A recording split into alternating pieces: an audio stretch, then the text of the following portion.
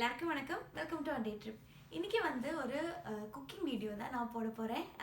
நீங்கள் ரொம்ப நாளாக என்கிட்ட குக்கிங் வீடியோஸ் போடுங்கன்னு கேட்டுட்ருக்கீங்கல்ல, நானும் அப்படியே போட்டோன்னு விட்டுட்டு இருந்தேன். ஸோ இன்றைக்கி ஒரு குக்கிங் வீடியோ போடலான்னு நினச்சேன். 3 டெலிஷியஸான சட்னியோட வீடியோ தான் போட போகிறேன். சட்னியா என்ன எங்களுக்கு தெரியாதா சட்னியா அப்படின்னுலாம் நீங்கள் நினைக்கலாம். ஆனால் இது எனக்கு ரொம்பவே ஸ்பெஷலான 3 சட்னி. ஏன்னா என்னோடய அம்மா எப்போவுமே செய்கிற சட்னி தான் இது 3மே. இதில் இன்றைக்கி ஒரு கார்லிக் சட்னி, அது ரொம்ப ரொம்ப ரொம்ப டேஸ்டியாக இருக்கும். அப்புறமா ஒரு கோகோனட் சட்னி, அப்புறமா ஒரு வேர்க்கடலை சட்னி. இந்த 3 சட்னி தான் இன்றைக்கி நான் உங்களுக்கு சொல்ல போகிறேன். மீன்ஸ் எப்படி செய்கிறதுன்னு காமிக்க போகிறேன். ஸோ இந்த கார்லிக் சட்னி எங்கள் அம்மா எப்போவுமே கஞ்சி கூட தான் கொடுப்பாங்க. அந்த கஞ்சி கூட அந்த சட்னி சாப்பிடும்போது அவ்வளோ டேஸ்ட்டாக இருக்கும். அது எங்கள் அம்மா தாளிக்க மாட்டாங்க. ஸோ இந்த சட்னியை நான் தாளிக்கலை. உங்களுக்கு வேணால் நீங்கள் தாளிக்கலாம். அப்புறமா ஒரு டிஃப்ரெண்ட் டேஸ்ட் இருக்கிற ஒரு கோகோனட் சட்னி, அப்புறமா ஒரு யம்மியான ஒரு பீனட் பட்டர் மாதிரி இருக்கிற பீனட் சட்னி. இந்த 3 சட்னி தான் இன்றைக்கி உங்களுக்கு நான் காமிக்க போகிறேன். ஸோ வாங்க நான் எப்படி செய்கிறதுன்னு காமிக்கிறேன். ஸோ ஃபஸ்ட்டு நான் உங்களுக்கு கோகோனட் சட்னி எப்படி செய்கிறதுன்னு காமிக்கிறேன். இந்த கோகோனட் சட்னியோட டேஸ்ட்டு ஏன் டிஃப்ரெண்ட்டாக இருக்குன்னா, இதில் நம்ம இந்த காஞ்ச மிளகா இந்த மாதிரி கேஸில் வச்சு சூடு பண்ணி அந்த பிளாக் கலர் ஆனதுக்கப்புறம் தான் இதில் சட்னியில் போடுறோம். அதுதான் இந்த சட்னியோட டேஸ்ட்டே ஸோ நீங்கள் ஆஸ்மா இல்லைன்னா வீசிங் ப்ராப்ளம் இருக்கிறவங்களா இருந்தால் கண்டிப்பாக இது பண்ணாதீங்க. ஏன்னா தெரியும்ல, இந்த காஞ்ச மிளகா அது பண்ணுற ஸ்மெல்லு உங்களுக்கு ஆகாது.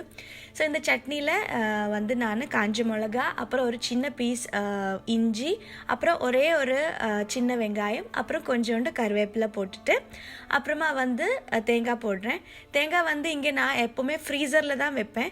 ஸோ ஃப்ரீசரில் வைக்கிறதுனால இந்த சட்னிக்காக நான் நல்லா சூடு தண்ணி தான் ஊற்ற போகிறேன். ஸோ சூடு தண்ணி ஊற்றினா மட்டும்தான் அந்த தேங்காய் அரையும், இல்லைன்னா அந்த கோல்டாக இருக்கிற தேங்காய் அரையாது இல்லையா, அப்படியே விட்டு விட்டு நிற்கும். அதனால நான் சூடு தண்ணி ஊற்ற போகிறேன். கொஞ்சோண்டு சூடு தண்ணி ஊற்றிட்டு நல்லா கொஞ்சம் உப்பு போட்டுட்டு அரைச்சி எடுத்த சூப்பர் சட்னி ரெடி ஆகிடுச்சு. இதுதான் நம்மளோட யம்மி கோகோனட் சட்னி. இதை அப்படியே நம்ம தாளிச்சிடலாம். கொஞ்சோண்டு கடுகு, அப்புறம் கருவேப்பிலை போட்டுட்டு எப்போவுமே நான் தேங்காய் எண்ணெய் தான் யூஸ் பண்ணுவேன். ஸோ தேங்காய் எண்ணெய் யூஸ் பண்ணிவிட்டு super delicious first chutney ready ஆகிடுச்சு. இது இட்லி தோசை கூட சூப்பராக இருக்கும். ட்ரை பண்ணி பாருங்கள். நெக்ஸ்ட் சட்னி பீனட் சட்னி இல்லைனா வேர்க்கடலை சட்னி. நான் இங்கே ரோஸ்ட் பண்ணாத பச்சை வேர்க்கடலை தான் எடுத்திருக்கேன். உங்ககிட்ட ரோஸ்டட் பீனட் இருக்குன்னா நீங்கள் அது கூட யூஸ் பண்ணிக்கலாம். ஸோ நான் இந்த பீனட் எடுத்துகிட்டு ஒரு கடாயில் போட்டு நல்லா வறுத்துட்ருக்கேன். அது கூட ஒரு பல்லு பூண்டு போட்டுக்கோங்க. அப்போ தான் டேஸ்டியாக இருக்கும் இந்த சட்னி. ஸோ நல்லா வறுத்ததுக்கப்புறம் நான் மண்சட்டியில் செய்கிறதுனால மண்சட்டி ரொம்பவே சூடாயிடுச்சு. ஸோ சீக்கிரமாக பண்ணிகிட்ருக்கேன். எவ்வளோ அது கேஸு சிம்மில் வச்சாலும் அது சீக்கிரமாக சூடாயிடும். ஸோ ஒரு ஸ்பூன் மட்டும் நான் கார பொடி மிளகா பொடி போட்டுட்ருக்கேன். இது நான் ரொம்ப காரமாக இருக்கிற மிளகா பொடின்றதுனால தான் கொஞ்சமாக போட்டிருக்கேன். ஸோ அது கொஞ்சம் ரோஸ்ட் ஆனதுக்கப்புறம் அதில் புளி தண்ணி ஊற்றிக்கோங்க. ஸோ புளியோட அளவு ஒரு நெல்லிக்காய் அளவுக்கு புளி இருக்கணும். நீங்கள் எவ்வளோ வேர்க்கடலை எடுக்கிறீங்களோ அதை பொறுத்து தான் இருக்கும் அதோட புளி அண்டு அதோட ஸ்பைசி எல்லாம். ஸோ நான் ஒரு ஸ்பூன் மிளகாத்தூள் போட்டிருக்கேன். அப்புறமா ஒரு புளி அளவுக்கு ஒரு நெல்லிக்காய் அளவுக்கு புளி எடுத்துகிட்டு கரைச்சி ஊற்றிருக்கேன். அப்புறமா அதில் அது நல்லா கொதிக்கணும். கொதிச்சதுக்கப்புறம் அதில் கொஞ்சோண்டு உப்பு போட்டுக்கோங்க. ஸோ இவ்வளோ தான் இன்க்ரீடியன்ட்ஸ் இருக்குது. வேர்க்கடலை, கார்லிக், மிளகாத்தூள், புளி, உப்பு, இவ்வளோ தான் 5 இன்க்ரீடியன்ட்ஸ் தான். ஸோ இதை அரைக்கும் போது கொஞ்சம் தண்ணி ஜாஸ்தி இருக்கணும். ஏன்னா வேர்க்கடலைக்கு நிறைய தண்ணி தேவைப்படும் அரைக்கிறதுக்கு. ஸோ நல்லா தண்ணி ஊற்றிட்டு அப்புறமா இதை தாளித்து ஊற்றிடலாம். நம்ம அரைச்சி எடுத்து நல்லா பாருங்கள், நல்லா பீனட் பட்டர் மாதிரி இருக்குல்ல. இதில் நாம் இந்த கடுகும் அப்புறமா கருவேப்பிலையும் போட்டுட்டு தாளித்து எடுக்க போகிறோம். அவ்வளோதான். ரொம்ப ஈஸியான சட்னி தானே. இந்த வேர்க்கடலை சட்னி சூப்பர் யம்மியாக இருக்கும். தோசை கூட சாப்பிட்றதுக்கும், பனியாரம், உத்தப்பம் கூட எல்லாம் சாப்பிட்றதுக்கும் ரொம்ப நல்லாயிருக்கும். இட்லி கூட சாப்பிடும்போது என்ன தெரியுமா, வேர்க்கடலையும் இட்லியும் ரெண்டுமே சேர்த்து சாப்பிடும்போது அடைக்கும்.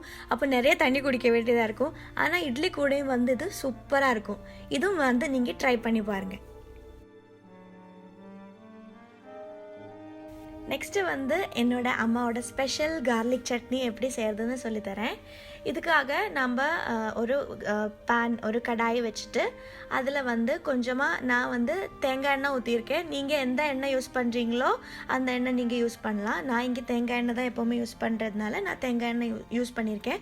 ஒரு 2 டேபிள் ஸ்பூன் தேங்காய் எண்ணெய் ஊற்றிட்டு ஒரு 10-15 பூண்டு வேணும். இதுக்கு கொஞ்சம் நிறைய பூண்டு வேணும்.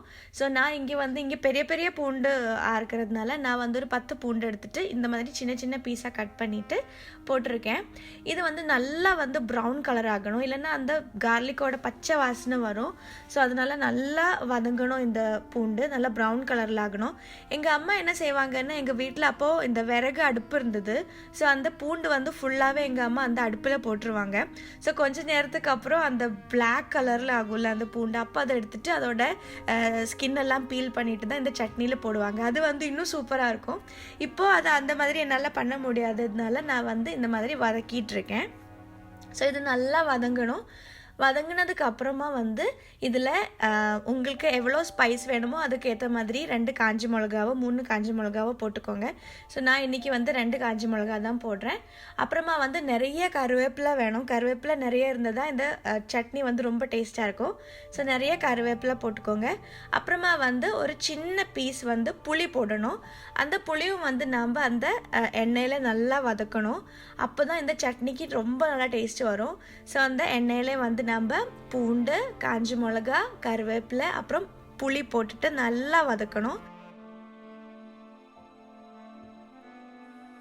ஸோ இந்த காஞ்ச மிளகா புளியெல்லாம் வதங்கினதுக்கப்புறம் நம்ம இதில் தேங்காய் ஆட் பண்ணிக்கலாம். நான் வந்து ஒரு கை அளவுக்கு தான் தேங்காய் போட்டுக்கிறேன்.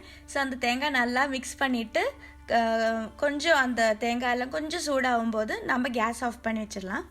ஸோ இது வந்து நல்லா ஆறணும். ஆறினதுக்கப்புறம் நம்ம யம்மியாக இந்த சட்னி அரைச்செடுக்க போகிறோம்.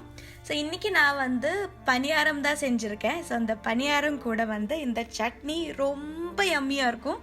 நீங்கள் ட்ரை பண்ணி பாருங்கள், கண்டிப்பாக ட்ரை பண்ணி பாருங்கள், உங்களுக்கு கண்டிப்பாக பிடிக்கும் இந்த சட்னி. அப்போ இன்றைக்கி என்னோட 3 சட்னி ரெசிபி நீங்கள் ட்ரை பண்ணி பாருங்கள், உங்களுக்கு கண்டிப்பாக பிடிக்கும். ஏன்னா ரொம்ப யம்மியான சட்னி ஆகும். ஸோ எனக்கு ரொம்ப பிடிச்ச சட்னி ஆனதுனால தான் நான் உங்களுக்கு ஷேர் பண்ணுறேன். ஸோ கேரளா கர்நாடகா சட்னி ஆகும்.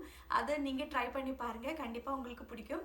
இது வந்து பனியாரம் கூட அந்த கார்லிக் சட்னி பண்ணி பாருங்கள். அதே மாதிரி பீனட் சட்னி இருக்கு இல்லையா, அது வந்து நீங்கள் தோசை கூடயோ இல்லை உத்தப்பம் கூடயோ அது ட்ரை பண்ணி பாருங்கள். ஏன்னா அது பீனட் கொஞ்சம் அடைக்கும். அதனால தான் இட்லி கூட சாப்பிட்டீங்கன்னா ரெண்டுமே சேர்ந்து ரொம்பவே அடைக்கும். அதனால தான் சொன்னேன். ஸோ அப்புறமா வந்து இந்த தேங்காய் சட்னி வந்து ஒரு சின்ன ஒரு ட்விஸ்டோட செஞ்சுருக்கேன். அதுவும் உங்களுக்கு பிடிக்கும்னு நினைக்கிறேன். ஏன்னா அந்த சில்லி இருக்கு இல்லையா, அதை வந்து கேஸில் வச்சு அப்படி சூடு பண்ணிவிட்டு சட்னி செஞ்சால் ரொம்ப நல்லாயிருக்கும். நீங்கள் மேபி பண்ணுறவங்களா இருக்கலாம், மேபி இந்த 3 சட்னி உங்களுக்கு தெரியலாம். ஆனால் என்னோட சின்ன ஒரு வெர்ஷன் நீங்களும் ட்ரை பண்ணி பாருங்கள். ஸோ எங்களோட வீடியோ இன்றைக்கி பிடிச்சா கண்டிப்பாக சேனல் சப்ஸ்கிரைப் பண்ண மறக்காதீங்க. அதே மாதிரி வீடியோ லைக் பண்ணுங்கள், ஷேர் பண்ணுங்கள், கமெண்ட் பண்ணுங்கள். ஸோ வேற ஒரு சூப்பர் ட்ராவல் வீடியோ வர வரைக்கும் பாய்.